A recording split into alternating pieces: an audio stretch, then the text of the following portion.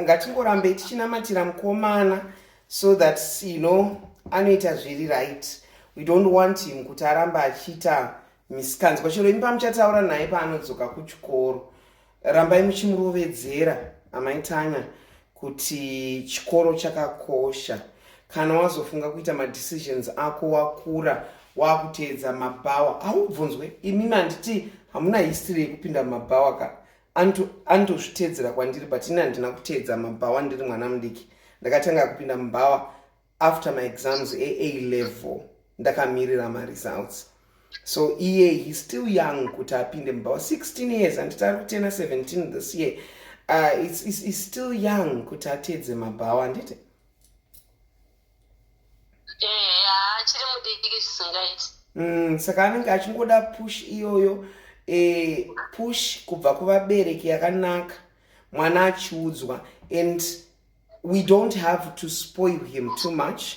I just think maybe iye anonditeka for advantage nenyaya yekuti I love him so much and he sees it. It's kind of hard because vanondida I can do anything, but I won't be buying him any new phone now until he proves that he's worthy for that new phone, especially with good grades. Mai Tanya ndaigona zvisingaite.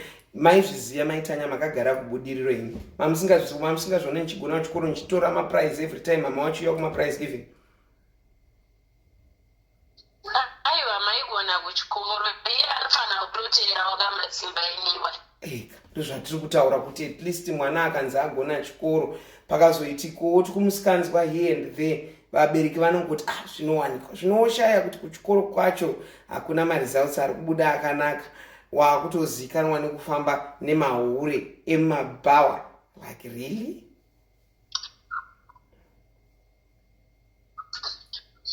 Papa ada kuporonga chaiko ngaarege kutambisa mukana. Ndazama kumurayirira kutomboti situation ndasingaziva. Dai kwakuchiita inonzi visiting ava ndine mari handaitomboendako.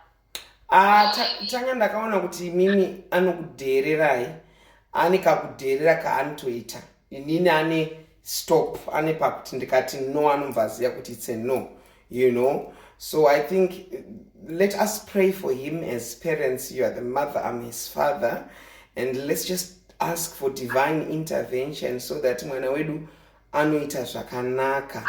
And Imimi, thank you so much also. Just having this dialogue zvakanaka, because mwana wedu Mai Tanya, we are not together as a couple, but we are together as parents. Saka zvakanaka izvozvo kuti tinenge tichionesana pamwe chete kuti how can we help each other kuti mwana aite zvakanaka. Yeah, that's true. Another parents guidance yakatosimba ye. And tsika, otherwise mimi my relationship I say, what's new with you these days?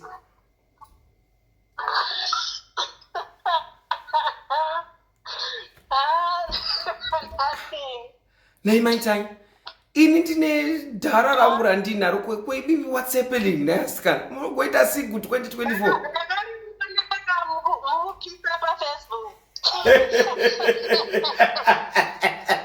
Makati murume wangu ane murume.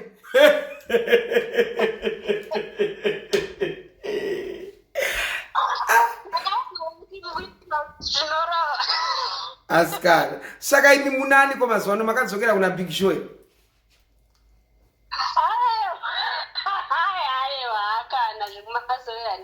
Saka mane mukufambidzana nani kechida kungoti mungogaruka muchimborohwa kumagaro tumambama kumagaro kwakakosha.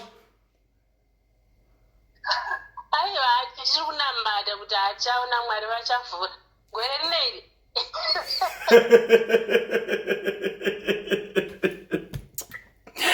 Mai Tanya, aiwa igore renyasha rangarirwa ina Mwari. Mufarise ambuya vaTanya kwa mutoko muti manga muchimoreswa nababa aTanya. Alright, baba aTanya. Nanditika, I love you so much Mai Tanya. Thank you so much. I love you too. Okay, kisses mumorese Alice. Alright. Okay, bye.